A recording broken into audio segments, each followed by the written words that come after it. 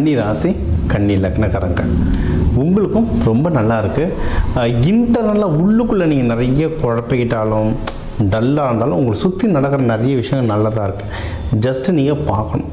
Emotional ஆகாமல் என்ன நடக்குதுன்னு பார்த்தாலே ஓகே நம்ம நல்லா இருக்கோன்றது உங்களுக்கு தெளிவாகிடும்.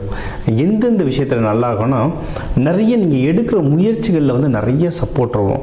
இதில் நிறைய பேர் மீடியா துறையில் இருக்கீங்க, நான் நல்லா பார்த்துருக்கேன். அவங்க மீடியா துறையில் நிறைய புதுசாக ட்ரை பண்ணும்போது நிறைய ஃப்ரெண்ட்ஷிப் கிடைக்கும். ஏதோ ஒரு விதத்தில் யாராவது உங்களுக்கு வந்து இப்போ நீங்கள் டேரக்டர் ஆகணும்னு ட்ரை பண்ணிங்கன்னா அதுக்கு எதனா ஹெல்ப் பண்ணுவாங்க. நீங்கள் ஸ்கிரிப்ட் எதனா எழுதி வச்சுன்னா அதுக்கு எதனா ஹெல்ப் பண்ணுவாங்க. ஏதோ ஒரு விதத்தில் ஃப்ரெண்ட்ஷிப் ஹெல்ப் வரும். நீங்கள் முயற்சி அடையிறதுக்கு வந்து ஏதோ ஒரு லிங்க் வரும். மீடியா ஒரு ஷார்ட் ஃபிலிம் எடுக்கிறதோ, ஒரு ஃபேஸ்புக் இன்ஸ்டாகிராமில் உங்கள் வீடியோ வருது, ஏதோ ஒரு இதில் லிங்க் வரும். அதான் முயற்சிகளில் ஜெயிப்பீங்க. இது படிக்கிற குழந்தைங்களுக்கும் அப்படி தான். இப்போ இது பார்க்கும்போது ஆல்மோஸ்ட் எக்ஸாம்ஸ் எல்லாம் முடிஞ்சிட்டு வந்திருக்கும். அப்படி முடியலனாலும் நல்லாவே படிப்பாங்க. இல்லை நீங்கள் 10th முடிச்சிட்டிங்க, 10th முடிச்சுட்டு லீவ்லேயே +1 +2க்கு ரெடி ஆகிடுவாங்க. வெளிநாடு எக்ஸாம் போகிறவங்களே எக்ஸாமுக்கு அந்த GRE GMATலாம் எழுதுவாங்க. அப்படிலாம் இருந்தாலும் நல்லபடியாக எக்ஸாம் எழுதுவீங்க. ரொம்ப சூப்பராக இருக்க டைமு.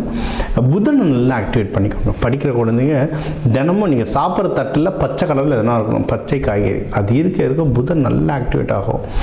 குரு நல்லா ஆக்டிவேட் பண்ணுங்க. மஞ்சள் கலரில் இந்த மஞ்சள் மூக்கடலை இதெல்லாம் சாப்பிட மஞ்சள் குரு நல்லா ஆக்டிவேட் ஆகும். அதுவும் உங்களுக்கு வந்து வெளிநாடுகள் போகிறவங்க இல்லை வெளியூர் போகிறவங்களுக்கு குரு ஆக்டிவேட் ஆக சூப்பராக இருக்கும். இதெல்லாம் வந்து சீடு தெரப்பின்னு சொல்லுவாங்க. விதைகள் மூலயமா நம்மளையே நம்ம பவர் ஏற்றிக்கிறது. இதெல்லாம் வந்து இதுதான் நம்ம கோவில்களில் வைக்கிறோம். கலசத்தில் சாமிக்கு கீழெல்லாம் கோவில்களில் வைக்கிறோம். நிறைய தாந்திரிக பரிகாரங்கள்லாம் நிறைய இருக்குது. நீங்கள் பூஜை முறைகள் நீங்கள் எதில் போனாலும் தானியங்கள் தான். தானியங்கள் வச்சு மேஜிக் பண்ணலாம். நம்மளுக்கு என்ன வேணுமோ அது தானியங்களை வச்சு நம்ம சாதிக்க நிறைய வழிவகைகள் இருக்குது. இது ஒன்று. அடுத்து நீங்கள் வந்து இது வந்து ரொம்ப லவ் பண்ணுற ராசி.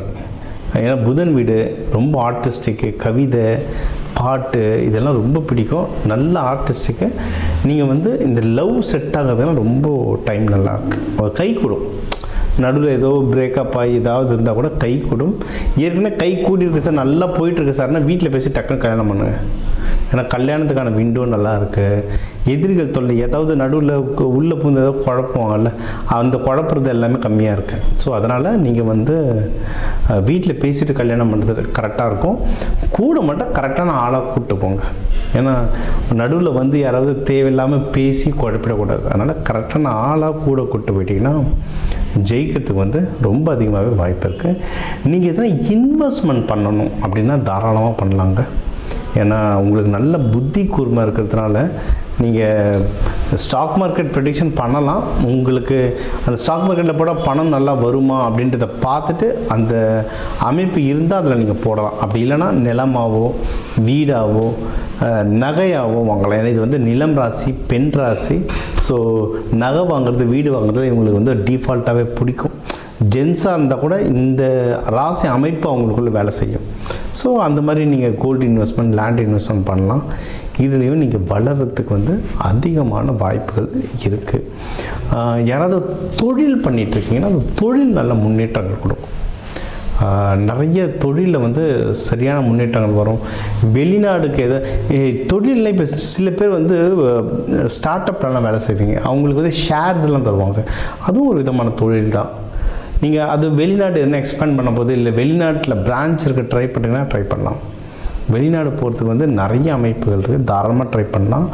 நீங்கள் பண்ணுற பிஸ்னஸில் வந்து நல்லாவே ப்ராஃபிட் வரும். சூப்பராக ப்ராஃபிட் வரும். அது என்னென்னா தூக்கம் டிஸ்டர்ப் ஆகும். இப்போதைக்கு கன்னி ராசி லக்னம் வந்து தூக்கம் கிடைக்காம தான் ரொம்ப அவஸ்தைப்படுவீங்க. ஜென்ரலாக டைமுக்கு வந்து நீங்கள் படுக்கிற மாதிரி அமைப்பு வராது. வேலைன்னு ஓடிக்கிட்டே இருக்க மாதிரி இருக்கும். அப்படி அமைப்பு கிடைச்சாலும் புரண்டு படுத்துட்டுருவீங்க. ஒரு நிம்மதியான தூக்கம் வராது. ரொம்ப சிம்பிளுங்க. அது கேது இருக்கிறதுனால அந்த மாதிரி ஒரு அருகம்பில் பவுடர் அந்த மாதிரி தலைக்காணி கீழே வச்சுக்கிட்டிங்கன்னா சூப்பர். இன்னொன்று உங்கள் பஞ்சபூதங்களை ஆக்டிவேட் பண்ணணும். இப்போ கன்னி ராசி லக்னம்லாம் நில பஞ்சபூதம். அப்போ நீங்கள் வெறும் வயிற்றில் தூங்குனீங்கன்னா தூக்கம் வராது. ரொம்ப சிம்பிள். இந்த ராசிக்காரங்களுக்கு வெறும் வயிற்றில் பண்ணால் தூக்கம் வராது. அட்லீஸ்ட் ஏதாவது ஒரு வாழைப்பழம் சாப்பிட்டு பாலாவது குடிச்சு படுத்தால் தான் உங்கள் வயிற்றில் கொஞ்சம் ஈரம் வந்தால் தான் தூக்கம் வரும் உங்களுக்கு. நிலராசி, அதனால் உங்கள் நிலம் பஞ்சபூதம், சாப்பாடு தான் நல்ல பஞ்சபூதம். அதை ஆக்டிவேட் பண்ண உங்களுக்கு வந்து ஒரு சிறப்பாக அமையும். இதுக்கு நீங்கள் தெய்வ வழிபாடுகள் அப்படின்னு பண்ணீங்கன்னா பெருமாள், கிருஷ்ணர், கன்னிமார் தெய்வங்கள் வழிபடலாம். இப்போ சித்ரா பௌர்ணமி வர்றதுனால அம்பாளுக்கு நெய்வேத்தியம் படைக்கலாங்க. நிறைய பேர் அபிஷேகம் நிறைய விதங்கள் இருக்குது. இந்த கன்னிராசி லக்னக்காரங்க நெய்வேத்தியம், ஏன்னா நம்ம நிலராசின்னு சொல்கிறோம், நெய்வேத்தியம் படைக்கிறது ரொம்ப நல்லது. சித்ரா பௌர்ணமிக்கெல்லாம் சித்தர்மார்கள் அங்கெல்லாம் அன்னதானம் கொடுக்கலாம். எங்கே இருக்கிற ஜீவசமாதிகளும் நீங்கள் பார்த்தீங்கன்னா சித்ரா பௌர்ணமி டைமில் அன்னதானம் கொடுத்துக்கிட்டே இருப்பாங்க. நீங்களே செஞ்சு உங்கள் கையால் கொடுக்க முடிஞ்சா சூப்பர். இல்லை ஏதோ ஒரு விதத்தில் பணமாவோ, இல்லை பணம் இல்லைன்னா என்னால் உடல் உழைப்பாலவோ ஏதோ ஒரு உங்களுடைய ஒரு விஷயம் அன்னதானத்தில் இருந்ததுன்னா அது உங்கள் வாழ்க்கையை ஒன்றும் மென்மேலும் வளர்த்து கூட்டிகிட்டு போயிட்டே இருக்கும். சரிங்களா? யாராவது ஹஸ்பண்ட் ஒய்ஃப்குள்ளலாம் சின்ன ஏதாவது ஒரு கேப் இருக்க மாதிரி இருக்குது, மன கஷ்டம் இருக்குன்னா ஒன்றும் இல்லை, யோசிக்க ஹஸ்பண்ட் ஒய்ஃபை சேர்ந்து அன்னதானம் பண்ண ஆரம்பிச்சிருங்க, விஷயம் முடிஞ்சது. சரிங்களா? ஸோ இதை நீங்கள் ட்ரை பண்ணுங்கள். இதெல்லாம் செஞ்சுட்டு வர இந்த சித்திரை மாதம் உங்களுக்கு ஒரு அழகான அமைதியான மாதமாக அமையும்.